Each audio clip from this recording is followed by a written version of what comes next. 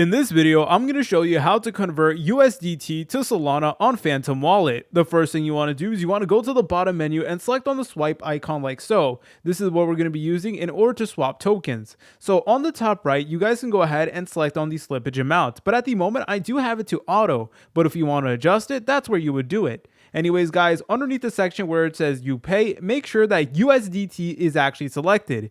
And where it says you receive, make sure that Solana is selected. You're able to tell, yep, there is Solana right over here, and USDT is also selected from here as well. But anyways, guys, once you're done with that, where it says you pay, go ahead and enter in how much USDT you want to convert to Solana. So for this video, I'm just going to be doing 50% of it like so. And then it should update the option where it does say receive. There you go. And once you're done with that, and once you confirmed this transaction, go ahead and press on this button that does say swap now. And then it is basically going to swap the two tokens, and Solana will be deposited into your wallet once the transaction is complete. And then once you're done with that, it will say it's done. Tokens have been deposited into your wallet. So go ahead and just press on close.